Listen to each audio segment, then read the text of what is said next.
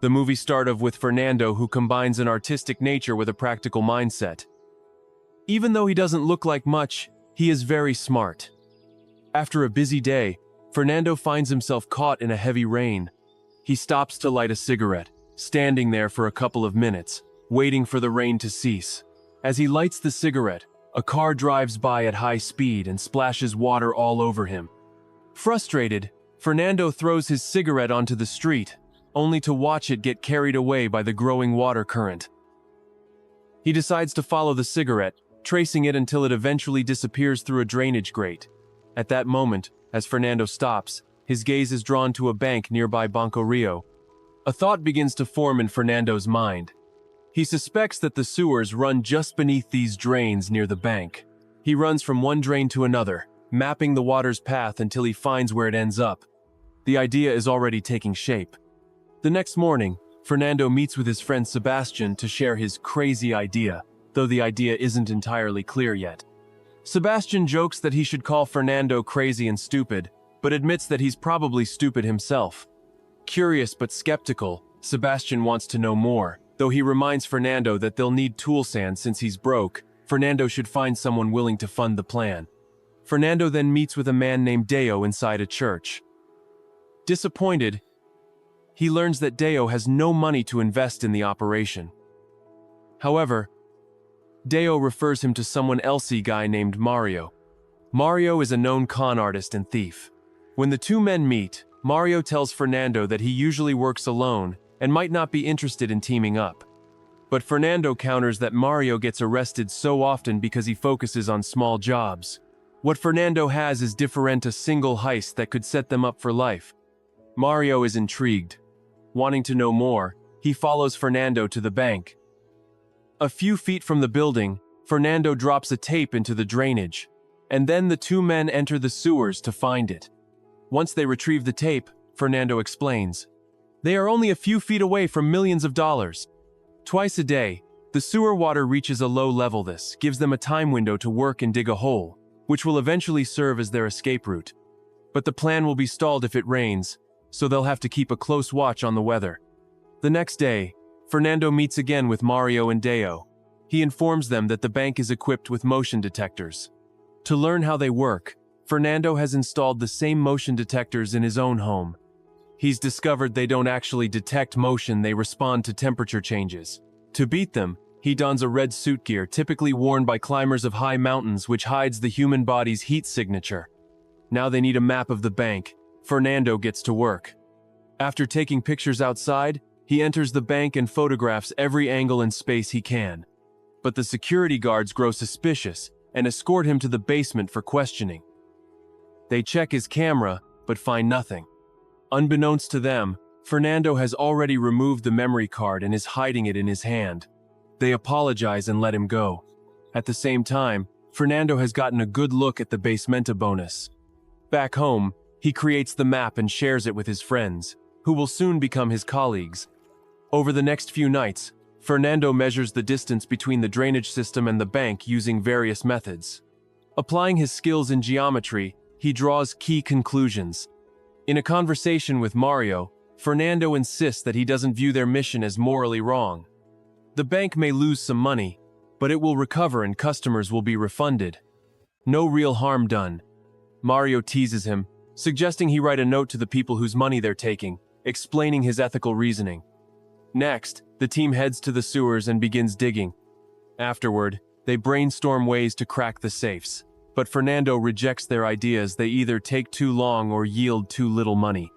To find a better solution, Mario visits the bank and pretends to have a safe in his name. When the clerk opens it, he notes the lock model. Now that he knows the type, he can find a more efficient way to break into them. As the tunnel work continues, it's time to dig upward. Fernando says they need a special tool worth 3,000. This tool will help them calculate the hole's placement with precision and avoid surprises. Mario suggests stealing it, but Fernando refuses. He believes in a kind of natural balance. Stealing everything would tip that balance. Their argument is cut short when Sebastian says he'll just build the tool himself by combining parts from other tools. The next day, the crew has stolen a minivan and is waiting for another accomplice. Mario tells the driver to keep the engine running just in case. His words turn prophetic when two policemen approach the suspicious van. The driver shows paperwork, claiming the van belongs to his uncle. Just then, their accomplice arrives with his girlfriend, someone who knows a neighbor. Turns out, a granny had called the cops because the van looked suspicious. Despite the scare, the group is allowed to leave. Tunnel work continues, but disaster strikes when part of it collapses, destroying their measuring tool. Though the damage is manageable, Mario is upset. He wants to know if Fernando really has a way to open the big safe in the bank. Frustrated, he demands the truth. He's risking both his safety and money. Fernando admits he doesn't yet know how to open it, prompting Mario to walk away in anger. That night, Fernando relaxes with a friend, smoking and stargazing. As they talk about how some stars may already be dead, an idea sparks in Fernando's mind. He goes to Mario at once. Banks, he says, have security systems for when they are open and others for when they're closed. But what if both scenarios are combined? He proposes entering the bank on a regular workday. That way, the police will assume it's a standard robbery, but the robbers will escape through the tunnel, not the front door. Additionally, the big safe will already be open during the day. When the time comes, Fernando and his team enter the bank and initiate the operation. They threaten everyone, telling them to lie on the ground, and lock down the bank's parking lot.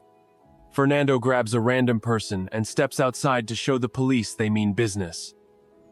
Then, using a female bank employee, they lure the security guard from his locked room. She pleads for her life, and the guard comes out. Mario empties his gun, hands it to the guard, and then kicks him out of the bank. Next, the crew disables the security cameras. Fernando and Sebastian retrieve a large tool from their car. A flashback reveals they've tested this tool extensively. It can break into a small safe in just 7 seconds. Back in the present, they begin opening the safes while more police arrive outside. Miguel Cilio, the lead officer, calls the bank guard's phone, knowing the robbers have it. Mario picks up. A flashback shows that Fernando gave Mario a police negotiation manual from a jurist friend. Though Mario doubted himself, Fernando insisted he could study it and play the role literally. Mario even joined an acting group to prepare. Now, hearing footsteps on the roof, Mario threatens to kill hostages if police don't back off. Miguel, aware that an elite unit named Alone is on the way, tells his men to retreat from the roof while the new unit mounts it. But he lies to Mario, saying the building is now clear. Mario, pleased, demands to see the negotiator. Miguel appears, requesting that elderly or distressed hostages be released. Mario refuses, saying the security guard already left unharmed. Later, when a young man begs to use the bathroom, Mario sees he's losing it. He releases the man, who turns out to be too shaken to talk. He's even wet himself. Later, a phone rings inside. A grandma answers it's her birthday. Mario gives her a sweet and lets her go, asking her to tell Miguel he's a good guy. Miguel asks how things are inside. Mario claims they came for a quick job but got caught up. Miguel urges surrender. Mario spins a story he served 15 years and won't go back. Miguel lies, saying he can pull strings to reduce Mario's sentence. Playing along, Mario says they'll consider surrender, but they need to contact his lawyer, the man in the gray suit. The number Mario gives actually belongs to a phone inside the bank. When the judge calls it, Mario answers. Meanwhile, their tool overheats again, delaying them. Mario stalls Miguel by saying this judge was the one who sentenced him, and laughed in court. They continue the act. Mario pretends they'll cooperate.